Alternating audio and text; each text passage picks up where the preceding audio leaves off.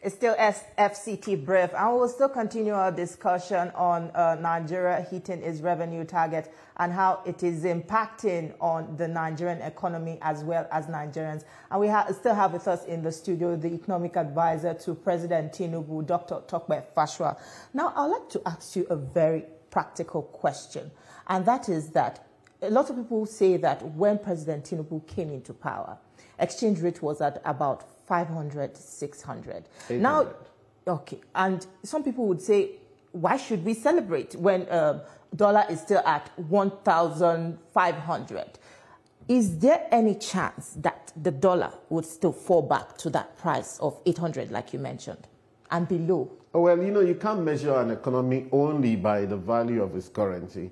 And also, if an economy is strategic, you may find a scenario where the managers of the economy will say, you know what, we could actually live with a weaker currency, especially because it helps you to drive your exports, for example. If you look at cocoa, and I heard earlier on you say you're from the Southwest. I'm from the Southwest as well, Ondo State.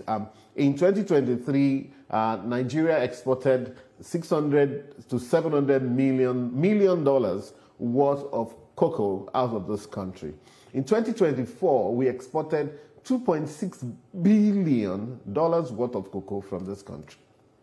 In Naira terms, what we did in 2023, maybe say about 700 multiplied by, let's say, 1,005, maybe $1 trillion, 1 point something trillion dollars. In 2024, what we exported from this country in cocoa alone was $4 trillion. Two things happened. We moved from 280,000 tons in 2023 to 340,000 tons of cocoa export in 2024. We're looking at 500,000 tons of cocoa in 2025.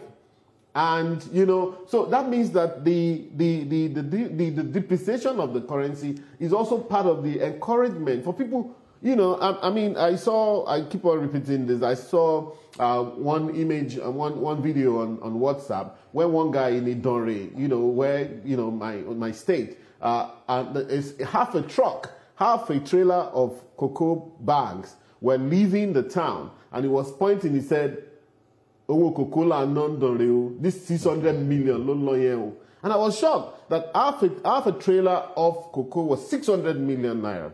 One bag of cocoa, which is about 100 kg, used to sell for 1.8 million naira. People left their jobs.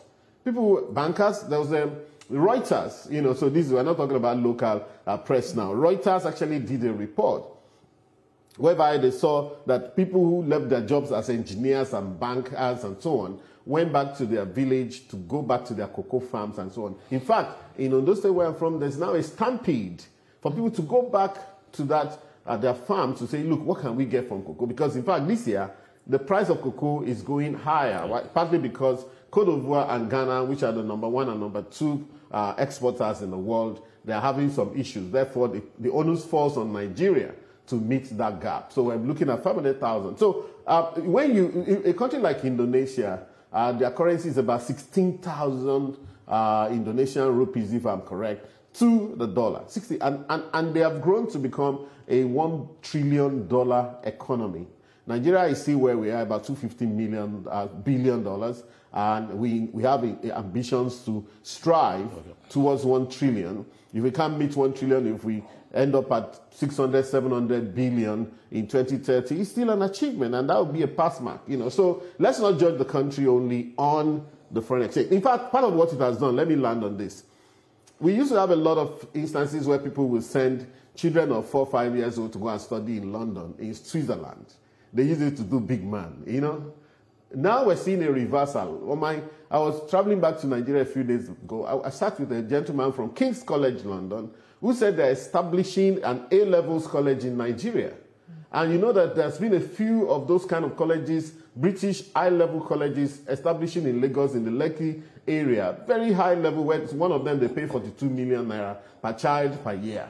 So we're seeing a reversal of that. And even Nigerian fashion is being exported to the world. See, there are trousers they make with this kind of material now. These are shoke material that young people wear. They're now wearing it all over the world. So we're also being encouraged as a result of the weakness of the naira to push out a lot of our products, whether agri or manufactured products.